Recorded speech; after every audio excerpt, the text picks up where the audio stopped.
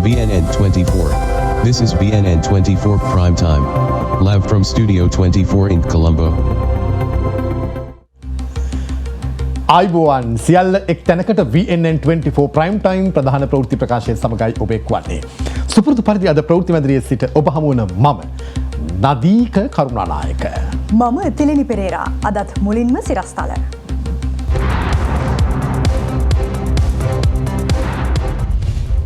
නිර්තදිග බෝසම තිදෙනෙක් බිලිගනී.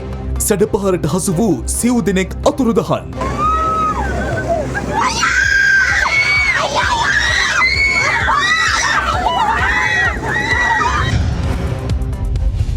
හිටපු ජනපති ගෝඨාභය රාජපක්ෂට විශේෂ ආරක්ෂාවක් සපයා නැහැ. සිංගප්පූරු විදේශ ඇමතිගෙන් ප්‍රකාශයක්. කොටිකාවත්ත ප්‍රාදේශීය සභාවේ පොදුජන පෙරමුණ මන්ත්‍රී සුමුදු රුක්ෂාන් වෙඩි තබා ඝාතනය කෙරේ. ඉන්ධන මිල අඩුවත් බස් ගාස්තුවල වෙනසක් නැහැ. බස් සංගම් කියයි.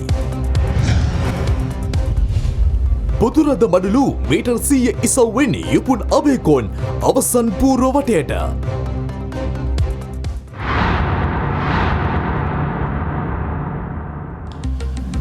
දිවයිනේ දිස්ත්‍රික්ක කිහිපයකට බලපා ඇති අධික වැසි තත්ත්වයේ හේතුවෙන් පුද්ගලයන් තිදෙනෙකු මිය ගොස් තවත් තිදෙනෙක් අතුරුදහන්ව තිබෙනවා.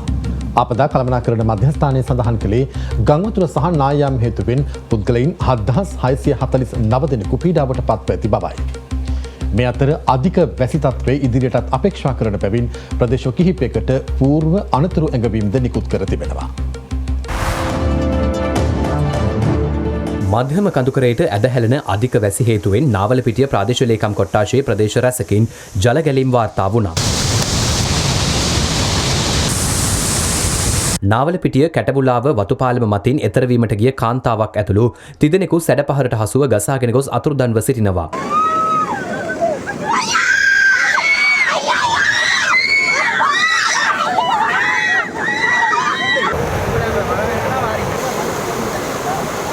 අප වාර්තාකරු පැවසුවේ ගලබොඩ දියඇල්ල නැරඹීමට ගිය පෙම්වතාත් සමග 17 හැවිරිදි තරුණයක්ද මේ වන විට අතුරුදන්ව ඇති බවයි. නාවලපිටිය නගරයේ සහ ඒ අවට නිවාස සහ සංචාරක හෝටලයක්ද ජලයෙන් යටව තිබෙනවා.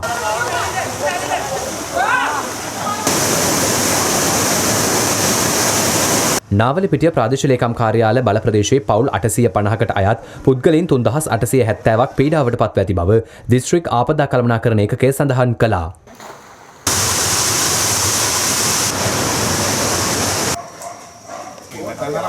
මේ අතර හැටන් නෝටන් බ්‍රිජ් ප්‍රදේශයට ඇදහැළුණු අධික වර්ෂාවත් සමග නිවාස දෙකක් නාය ගොස් තිබෙනවා. අප වාර්තාකරු පැවසුවේ එක් නිවසක සිටි තිදරුපියෙක් පස්කන්දට යට වී සිටි බවයි. ඔහු බේරා ගැනීම සඳහා ලක්ෂපාන යුද හමුදා කඳවුරේ බටපිරිස් ඊයේ රාත්‍රියේ දැඩි වෙහෙසක නිරත වූ නමුත් එම පුද්ගලයා මිය ගොස් සිටි බව අප වාර්තාකරු සඳහන් කළා.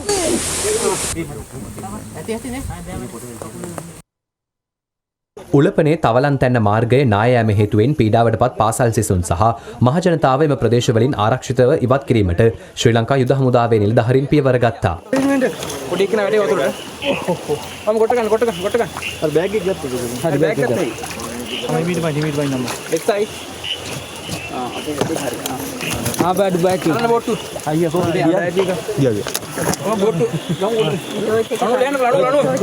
එමෙන්ම මොරපේ රන්වන් තලාව ප්‍රදේශයේ ඇති වූ ගංවතුර තත්ත්වයේ හේතුවෙන් අවතැන් වූ පිරිසක් බෝට්ටු මගින් ආරක්ෂක ස්ථාන වෙත යොමු කරවීමටත් යුද හමුදාව පියවර ගත්තා.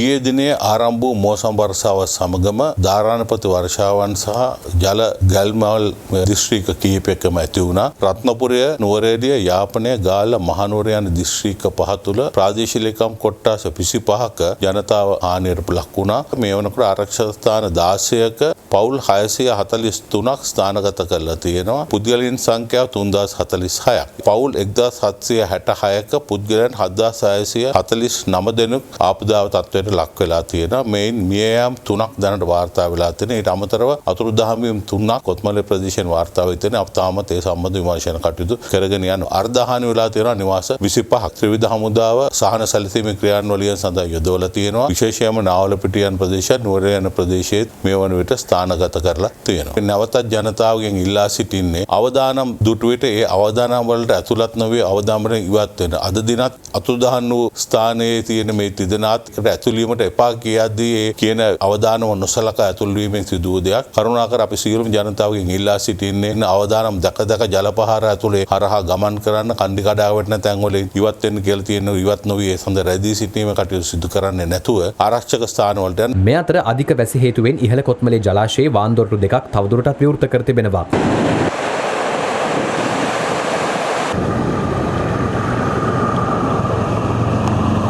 මේ හේතුවෙන් සෙනට් ක්ලෙයාර් දිය ඇල්ලේ ජල මට්ටමද ඉහළ ගියා.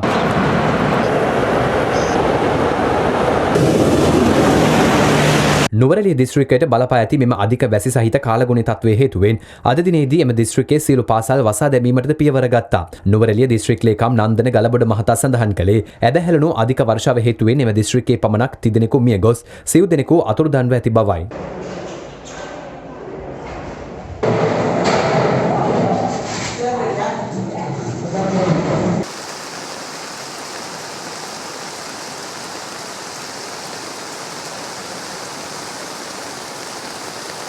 අධික වර්ෂාවත් සමග පවුල් 254කට අයත් පුද්ගලයන් 648ක් අවතන් වෙලා ඉන්නවා. ඔවුන් කඳවුරු කීපයක අතර කරලා ඉන්නවා. පුද්ගලයන් 3 දෙනෙක් ජීවිතක්ෂයට පත් වෙලා ඉන්නවා. 4 දෙනෙක් අතුරුදහන් වෙලා තියෙනවා.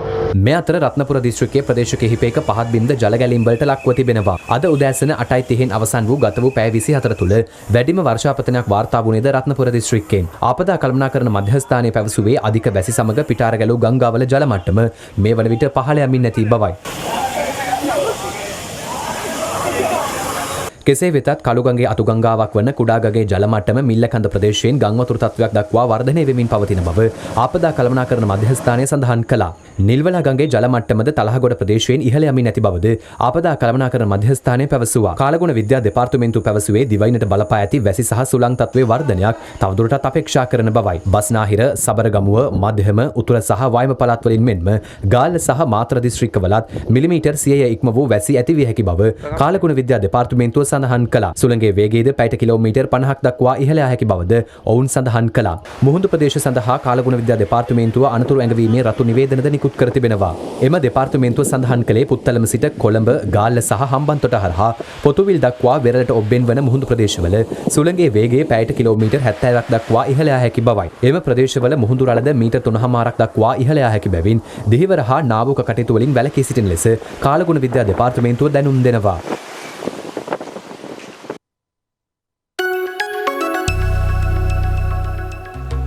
ශ්‍රී ලංකා හිටපු ජනාධිපති ගෝඨාභය රාජපක්ෂට සිංගප්පූරුව තුලදී කිසිදු විශේෂ වරප්‍රසාදයක් හිමි නොවන බව සිංගප්පූරු විදේශ කටයුතු අමාත්‍ය විවියන් බාලකෘෂ්ණන් පවසනවා.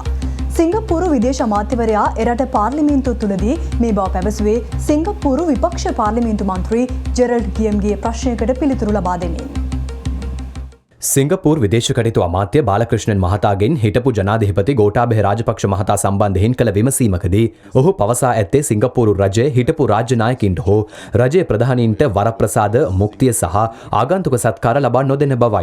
ඒ අනුව හිටපු ශ්‍රී ලංකා ජනාධිපති ගෝඨාභය රාජපක්ෂට කිසිම විශේෂ වරප්‍රසාදයක්, මුක්තියක් හෝ ආගන්තුක සත්කාරයක් නොදුන් බව ඔහු පවසනවා. එහිදී දේශපාලන පලායන්නන්ගේ ගමනාන්තයක් බවට සිංගප්පූරුව පත්වනු ඇතැයි යනුවෙන් පීපල්ස් ඇක්ෂන් පක්ෂයේ පාර්ලිමේන්තු මන්ත්‍රී යීප් හොන් වෙන් කළ ප්‍රශ්නයකට පිළිතුරු දෙමින් ස්වදේශ කටයුතු සහ නීති අමාත්‍ය කේ ෂණ්මුගම් පවසා ඇත්තේ වළංගු සංචාරක ලියකියවිලි ඇති සහ ප්‍රවේශ අවශ්‍යතා සපුරාලන විදේශිකයින්ට සිංගප්පූරුවට පැමිණීමට සෑම විටම අවසර දී ඇති බවයි. එමෙන්ම එවැනි ආගමනයන් සිංගප්පූරුවේ ජාතික අවශ්‍යතා ලෙස සලකන්නේ නම් ඒ සඳහා අනුමැතිය දීමටත් ජාතික ආරක්ෂාවට යම් තර්ජනයක් සිදුවන්නේ නම් ඒ සඳහා අනුමැතිය ලබා නොදීමටත් සිංගප්පූරුවට අයිතියක් ඇති බව ඔහු වැඩිදුරටත් පවසා තිබෙනවා. සිංගප්පූරුවට පැමිණෙන විදේශිකයෙකු ඔහුගේ රජයට අවශ්‍ය නම් සහ ඔහුගේ රජය ඉල්ලීමක් කර ඇතනම් අපගේ නීතිවලට අනුකූලව අදාළ රජයට සහාය ලබා දෙන බවත් රට තුළ අනවශ්‍ය පුද්ගලයන් සිටින බව අප දන්නේ නම් ඔවුන් පරීක්ෂා කර සුදුසු ක්‍රියාමාර්ග ගත හැකි බවත් විදේශ අමාත්‍ය ෂණ්මුගම් වැඩිදුරටත් පවසා ඇති බව විදේශ මාධ්‍ය වාර්තා කළා. පුද්ගලයාට සහ සාමාන්‍ය ජනතාවට ඇතිවිය හැකි ආරක්ෂාව සහ ආරක්ෂාව පිළිබඳ අවධානම සැලකිල්ලට ගනිමින් ඕනෑම පුද්ගලෙකුගේ වර්තමාන සහ පැරණි තත්ත්වය අනුව ඔවුන්ට අමතරව ආරක්ෂාවක් ලබා දිය හැකි බව පවසා ඇති විදේශ අමාත්‍යවරයා වැඩිදුරටත් සඳහන් කර ඇත්තේ ශ්‍රී ලංකාවේ හිටපු ජනාධිපතිවරයාට එවැනි විශේෂ ආරක්ෂාවක් සපයා නොමැති බවයි. කොවිඩ් අවදානම යළි ඉහළ යමින් පවතින බැවින් කඩිනමින් එන්නත්කරණය සඳහා යොමු වන ලෙස ජනාධිපති රනිල් වික්‍රමසිංහ මහතා ඉල්ලා සිටිනවා. ජනාධිපතිවරයා මෙම ඉල්ලීම කළේ අද විශේෂ ප්‍රකාශයක් පවත්වමින්.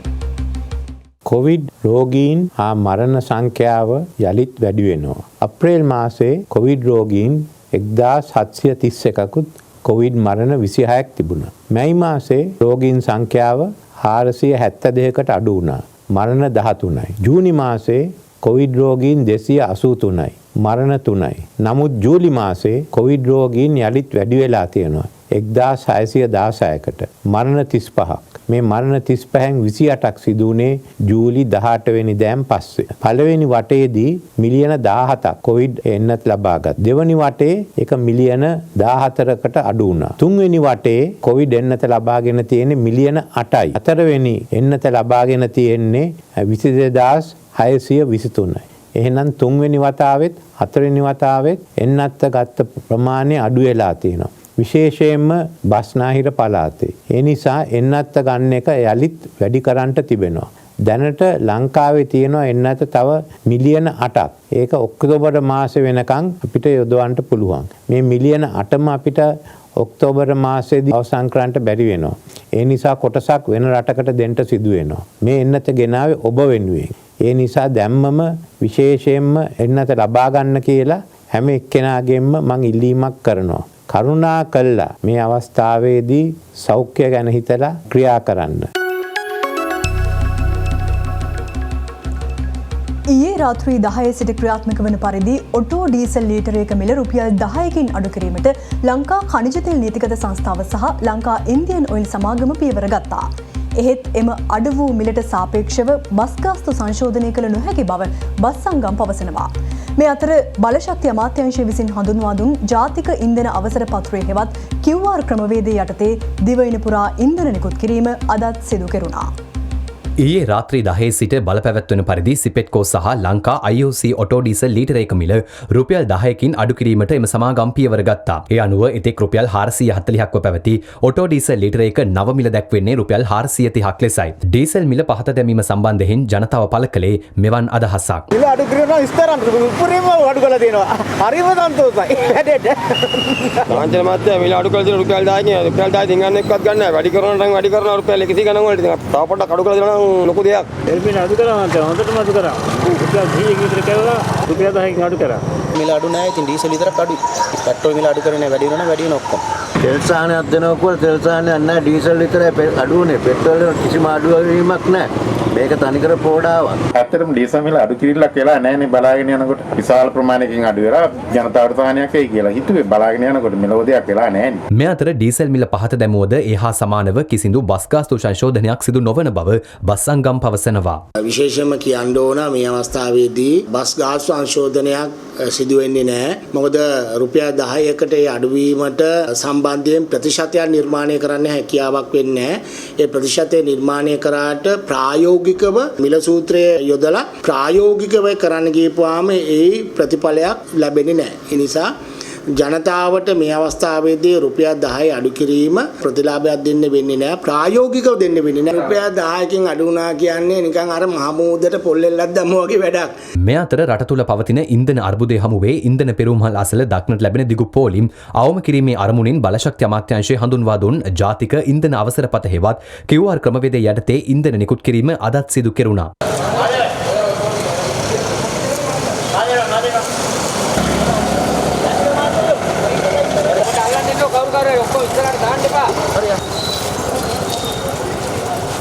QR ක්‍රමය නම් හොඳයි මාත්‍යා. වැඩි තියෙන්නේ අපිට දැන් තෙල් මදි එක. QR කෝඩ් එක සම්බන්ධයෙන් ඇත්තට මේක නම් සාර්ථක ව්‍යායාමයක්.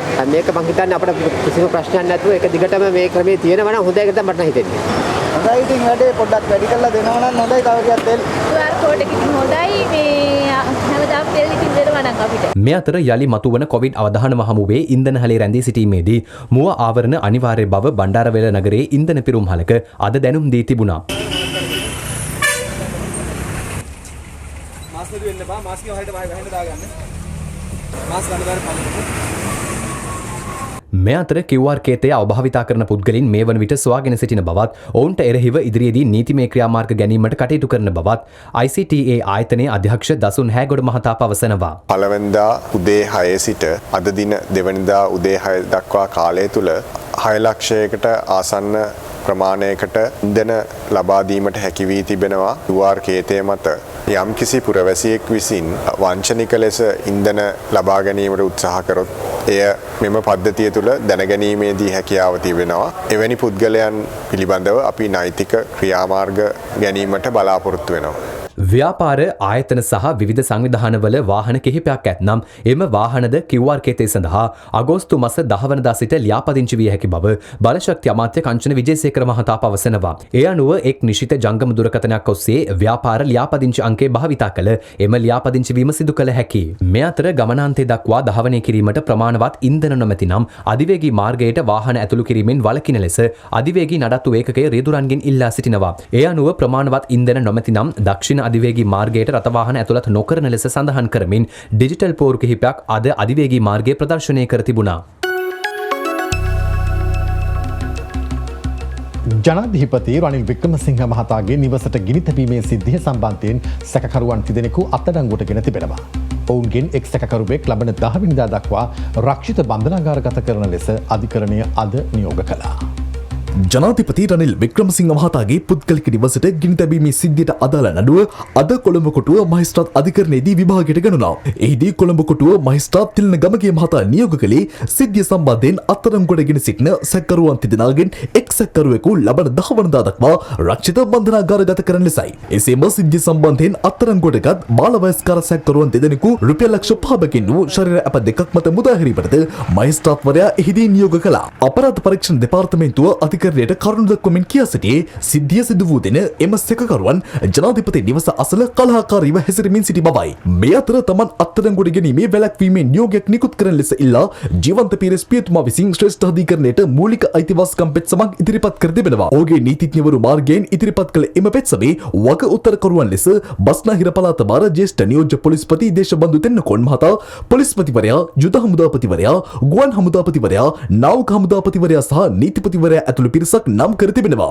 ජීවන්ත පීරස් පියතුමා සඳහන් කරන්නේ කිසිදු සාධාරණ පදනමකින් තොරව වග උත්තරකරුවන් විසින් තමන්ව අත්අඩංගුවට ගැනීමට සූදානම් වන බවයි. ජීවන්ත පීරස් පියතුමා අත්අඩංගුවට ගැනීම වළක්වන විශේෂ නිවේදනයක්ද ඊයේ දිනේදී කතෝලික පියතුමන්ලා පිරිසක් විසින් ගොනු කර තිබුණා. මේ අතර ඉකුත් 9 වනදා අරගලකරුවන් විසින් ජනාධිපති ලේකම් කාර්යාලය අත්පත් කරගත් අවස්ථාවේදී ඊට පළමුව ඇතුළු වූ බවට සැකපිට අත්අඩංගුවටගත් පුද්ගලයාවද ලබන 5 වනදා දක්වා රක්ෂිත බන්ධනාගාරගත කිරීමට නියම වුණා. එම නඩුව අද කොළඹ කොටුව මහේස්ත්‍රාත් අධිකරණයේදී කැඳවනු ලැබූ අවස්ථාවේදී මේ අතර අරගලයේ නිරත රත්නදු සේනාරත්න හිවත් රැට්ටා ඊයේ දිනේදී පොලිස් අත්අඩංගුවට පත් වුණා. කොළඹ කොටුව පොලිස් බල ප්‍රදේශයේ අයුතු ලෙස අවහිර කිරීමේ චෝදනාව මත ඔහුට එරෙහිව විදේශ ගමන් තහනමක්ද නිකුත් කිරීමට කොළඹ කොටුව මහේස්ත්‍රාත් අධිකරණයේ ඊයේ නියෝග කළා. මේ අතර අරගලයට සම්බන්ධ මේ වන විට පොලිස් අත්අඩංගුවේ පසුවන තරුණයෙකු සම්බන්ධයෙන් සොයා බැලීමට ෆීල්ඩ් මාර්ෂල් සරත් ෆොන්සේකා මහතා අද කොල්ලුපිටිය පොලිසියට පැමිණියා. අපි ඇත්තටම මේ මර්ධනකාරී ක්‍රියාපිළිවෙත ඉතා පිළිකුලෙන් හෙලා දකිනවා. වර්තමාන හොරපාරෙන් කුස්සිය දොරෙන් ජනාධිපති පුටුවට ආපු ජනාධිපති එයා මේ දවස්වල වඳුරට දැලිපිය දීලා වගේ රටේ ජනතාවට පෙළන්න මර්ධනය කරන්න අත්අඩංගුවට ගන්න හිරිගවල වල දාන්න කටයුතු කරමින් ඉන්නවා. මේක ඊටාම නිවට බියගුළු වැඩක් හැටියට අපි දකින්නේ. මුල්ලේරියාව ප්‍රදේශයේ අද පස්වරුවේ සිදු කළ වෙඩිතැබීමකින් කොටිකාවත්ත මුල්ලේරියාව ප්‍රාදේශීය සභාවේ පොදුජන පෙරමුණු මන්ත්‍රී සුමුදු රුක්ෂාන් මිය ගියා. පොලිසිය සඳහන් කළේ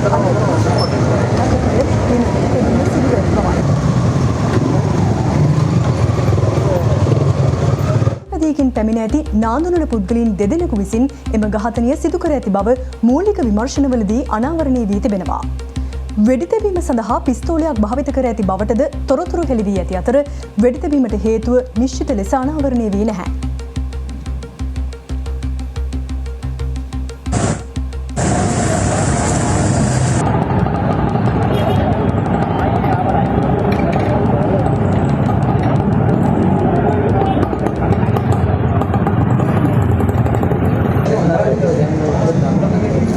දැන්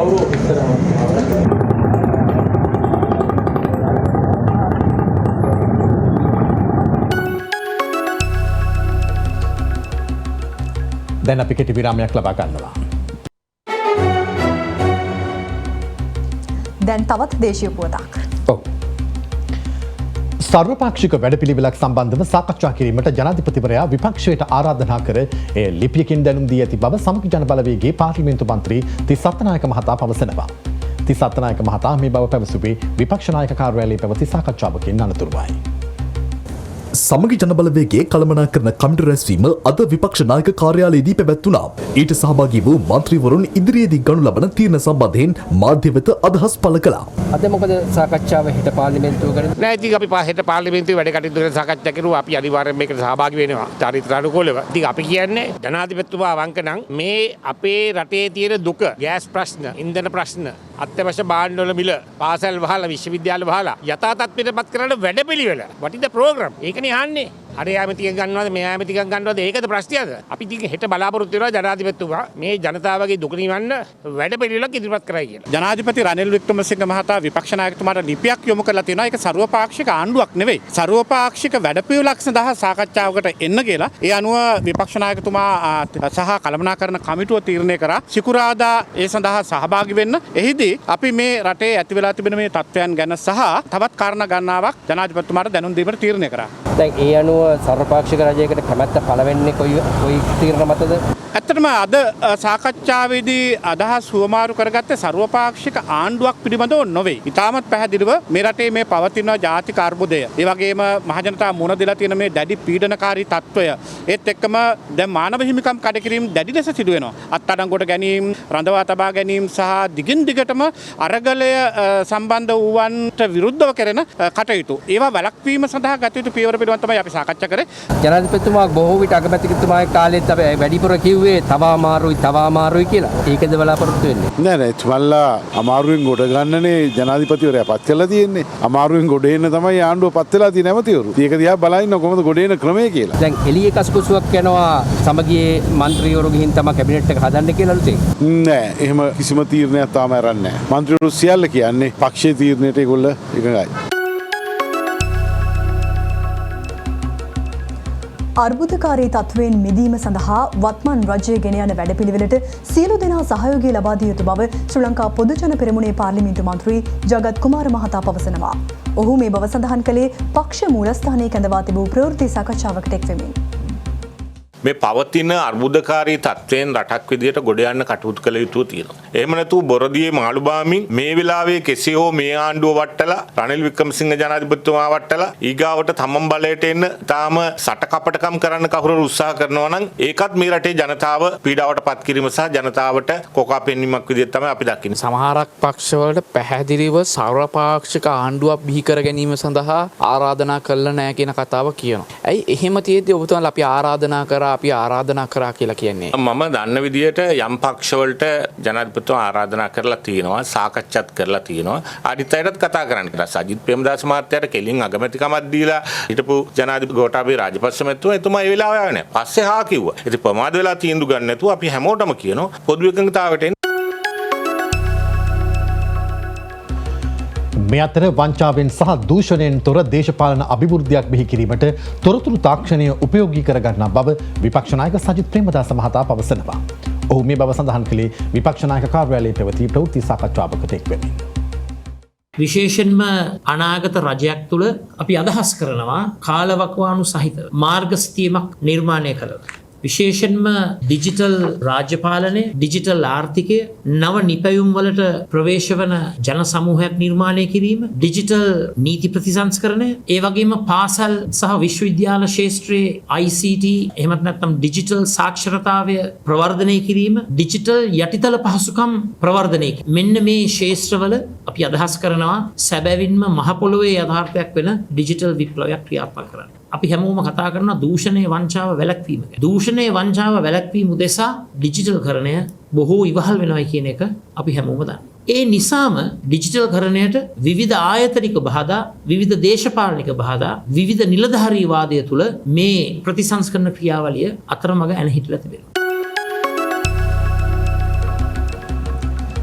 රුහුණු කතරගම මහාදේවාලයේ පෙරහැර මංගල්‍යයේ සිව්වන මගුල් පෙරහැර ඊයේ රාත්‍රියේ වීථි සංචාරය කළා. මෙවර රුහුණු කතරගම මහාදේවාලයේ ඇසළ පෙරහැර මංගල්‍යයේ මාධ්‍ය අනුග්‍රහකත්වය ලබා දෙන්නේ VTV මාධ්‍ය ජාලයයි.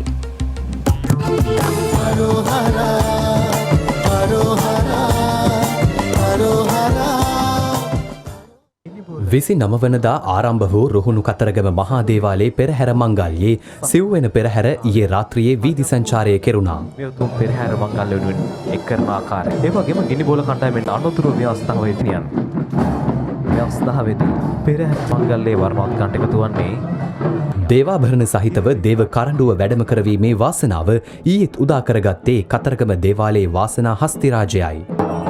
ඔබට මේ පෙනෙන්නේ මේ උතුම් පෙරහැර මංගල්‍යයේ කොයිතරම්නම් ආඩම්බරයක්ද. ලබන 11 වනදා දක්වා මෙම පෙරහැර මංගල්‍ය පවත්වන අතර එදින අවසන් මහා පෙරහැර පැවැත්වීමට නියමිතයි. මෙවර රුහුණු කතරගම මහාදේවාලයේ ඇසළ පෙරහැර මංගල්‍යයේ මාධ්‍ය අනුග්‍රහකත්වය දරන්නේ VTV මාධ්‍ය ජාලයයි.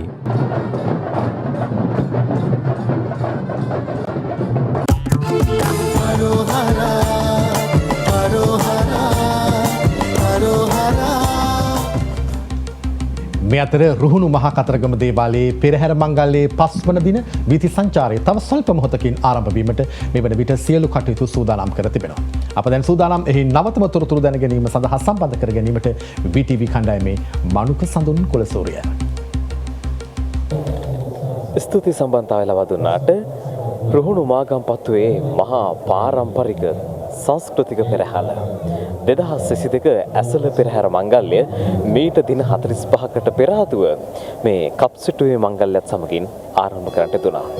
ඉන් අනතුරුව දින 14කින් සමන්විත පෙරහැර මංගල්‍ය මීට දින 5කට ප්‍රථමයෙන් විදි සංචාරය කරන්නට යුතුන අතර එහි ආරම්භය මංගල පෙරහැර ලෙස මීට දින 5කට පෙර ආතුව විදි සංචාරය කළ අතර මේ මොහොතේදී අද දවස මේ පෙරහැර මංගල්‍යයේ 5 වන දිනයයි. අද දවසේ මේ පෙරහැර මංගල්‍යයට අපේ රටේ මහා සංස්කෘතීන් බොහෝමයක් නියෝජනය වන ලෙස අපේ සංස්කෘතික අංග බොහෝමයක් අද දවසේ එකතු වෙනවා.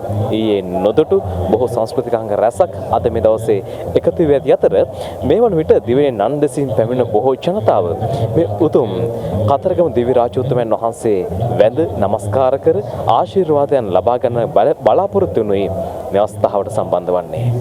වෙනදසේම වාසනා හස්තිරාජයා මත ඒ උතුම් කතරගම දිව්‍ය රාජෝත්තමයන් වහන්සේ මේ දේවාල පරිශ්‍රයේ සිට වල්ලි මාතා දේවාල පරිශ්‍රයට වැඩමවා එහි තේවා වලින් අනතුරුව නැවතත් උතුම් කතරගම දේව මන්දිරයට වැඩම කරන්නටත් නියමිතව තිබෙනවා.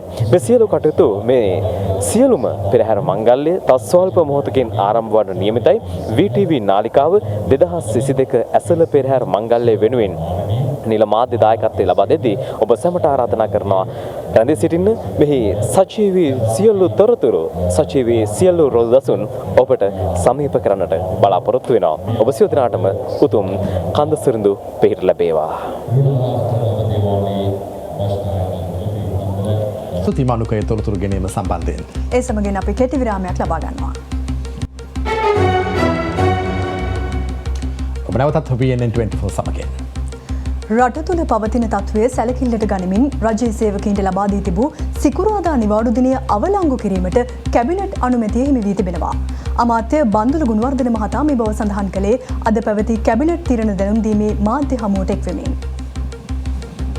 පොදු ප්‍රවාහනය දැන් ආරම්භ වෙලා තිබෙන බැවින් ඊයේ කැබිනට් මණ්ඩලය යෝජනා කළා සිකුරාදා නිවාඩු දිනය වහාම ක්‍රියාත්මක වෙන පරිදි අවලංගු කරන්න. ලබන සතියේ ඉඳන් රජයේ ආයතන සිකුරාදා දිනය වැඩ කරන දිනයක් බවට පත් වෙනවා. මේ අතර 22 වෙනි ආණ්ඩුක්‍රම ව්‍යවස්ථා සංශෝධන පනත් කෙටුම්පතට ඊයේ කැබිනට් අනුමැතිය හිමි වූ බව විජේදාස රාජපක්ෂ මහතා සඳහන් කළා. ඒ අනුව අද දිනේ ගැසට් පත්‍රය පළ කිරීමට දින 7ක් ගත වූ පසු පාර්ලිමේන්තුවට පළවෙනි වර කියවීම සඳහා ඉදිරිපත් කිරීමට නියමිතයි. ඒ අනුව මෙය දැනට 22 විදියට සඳහන් වෙනවා. නමුත් පාර්ලිමේන්තුවේදී මෙය සම්මත වෙනකොට 21 වෙනි ආණ්ඩුක්‍රම ව්‍යවස්ථා සංශෝධනයේ විදියට අංක කරනවා. ඒක පාර්ලිමේන්තුවේ මහලේකම්තුමාගේ කාර්යයක්. මේකේ 19 ගුණාංග සහ 20 වෙනි ආණ්ඩුක්‍රම ව්‍යවස්ථා සංශෝධන ප්‍රතිපාදනත් මේකට ඇතුළත් කරලා තියෙනවා. විදේශගත ශ්‍රමිකයින් නීත්‍යානුකූල මාර්ග ඔස්සේ මෙරටට එවන විදේශී මුදල් ප්‍රමාණයට අනුව තීරුබදු සහන් ලබා දීමට කැබිනට් අනුමැතිය හිමිව තිබෙනවා. ඩොලර් 2400ක් වත් අවම වශයෙන් එවලා තියෙනවා නම් එයා සිල්ව කියන කැටගරි එකට අපි ඇතුළත් කරගෙන එයාට වැඩි කරනවා. එයා හිටපු දින ගානත් එක්ක දින 90ට අඩු නම් 787ක්, දින 90ත් 365ත් අතර හිටියා නම් 1225ක්, ඊට වැඩියෙන් ඉන්නවා නම් 2350ක් විදියට මේ ඩියුටි ෆ්‍රී ඇලවන්ස් එක තීරුබදු සහනය වැඩි වෙනවා. මේක ඩොලර් 4800ක් වත් එවලා තියෙනවා නම් 1175ක්, 1585ක් සහ 2710ක් විදියට වැඩි වෙනවා. මේක ඩොලර් 7200ක් එවලා තියෙනවා නම් මේක ගෝල්ඩ් කැටගරි එකට එන්නේ. ඒක 1627, 2065, 3190 විදියට ඩොලර් ප්‍රමාණයක් තීරුබදු සහනයක් ලබා දෙනවා. ගෝල්ඩ් ප්ලස් යටතේ 12000ක් අවුරුද්දක කාලයක් තුල එවලා තිබුණොත් ඒ විදියටම තව 2400ක් වැඩි වෙලා. කියන්නේ 120ක ප්‍රමාණයකින් වැඩි කරලා 2587ක්, 3025ක්, 4150ක් වශයෙන් ලබා ගන්න පුළුවන් වෙනවා වෙනදා හම්බ වුණු උපරිමයේ 1750ට සාපේක්ෂව. විදේශගත ශ්‍රමිකයන් මෙරටට එවන විදේශීය මුදල් ප්‍රමාණයට අනුව ඔවුන්ට විදුලියෙන් ක්‍රියාත්මක වන වාහන ආනයනය කිරීමට අවසර දීම සඳහා කැබිනට් මණ්ඩලයේ අනුමැතිය හිමි වුණා. ඩොලර් 3000ට වඩා කවුරු හරි කෙනෙක් ලංකාවට එවනවා නම් යම්කිසි මුදලක් ඒ අයට ඒ එවපු මුදලේ අඩ වටිනාකමකට බයිසිකලයක්, ඉලෙක්ට්‍රික් මෝටර් සයිකල් එකක් ගන්න අවකාශය ලැබලා දීලා තියෙනවා. යම්කිසි පුද්ගලයෙක් 20000ට වැඩියෙන් ඕන ප්‍රමාණයක් එවලා තියෙනවා නම් ඩොලර් 65000ක උපරිමය දක්වා වාහනයක් ආනයනය කරන්න අවසර දෙනවා. මේකත් විද්‍යුත් වාහනයක් විතරයි. ඒකත් 300ත් 500ත් අතර ධාවන පරාසයක වාහනයක් වෙන්න ඕනි. ඒ වගේම මේ සඳහා ගෙන්නද්දි සූර්ය බල පද්ධතියක් Taman විසින්ම සකසා ගන්න ඕන. Taman විසින්ම ආනයනය කරලා හරි එහෙම නැත්නම් මිලදී ගන්න ඕනි. මොකද ජාතික විදුලි බල පද්ධතියෙන් මේ වාහන ආරෝපණය කරන්න ඉඩ දෙන්නේ නැහැ. දැන් රටවටින් වාර්තා උපුවත් කිහිපයක සාරාංශ වෙරගත් රවුන්ඩ් අප් 24. ජපාන් සමාගමකින් අල්ලසක් ඉල්ලූ බවට එල්ල වූ චෝදනාවලින් හිටපු අමාත්‍ය නිමල් සිරිපාල් ද සිල්වා මහතා නිදොස් කොට තිබෙනවා. එම තීරණය ගෙන ඇත්තේ ජනාධිපති රනිල් වික්‍රමසිංහ මහතා විසින් පත් කළ ත්‍රිපොත්ගල කමිටුව සිදු කළ විමර්ශන වලින් පසුවයි. ඒ අනුව නිමල් සිරිපාල් ද සිල්වා මහතා වරාය නාවික හා ගුවන් සේවා අමාත්‍යවරයා ලෙස ජනාධිපති රනිල් වික්‍රමසිංහ මහතා ඉදිරියේ අද යලි දියුරුම් දුන්නා.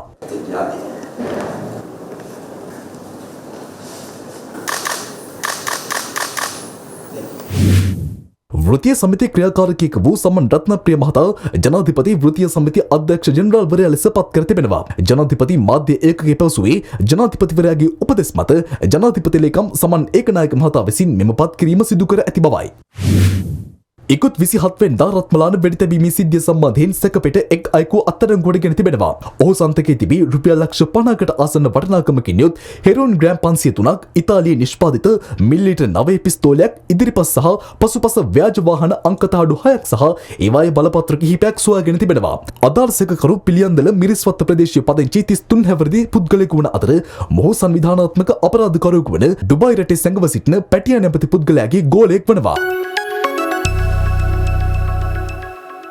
ඒ සමගින් සියල්ල එක්තැනකටගෙන VNN 24 ප්‍රයිම් ටයිම් ප්‍රධාන ප්‍රවෘත්ති ප්‍රකාශය අවසන් වෙනවා. දෙස් විදෙස් තොරතුරු දැනගන්න පිවිසෙන්න අපේ වෙබ් අඩවිය www.vnn24.lk. මම නදීක කරුණානායක. මම තිලිනි පෙරේරා. සුබ රාත්‍රියක්.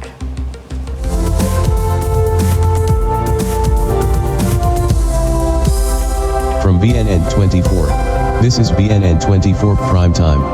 Live from Studio 24 in Colombo.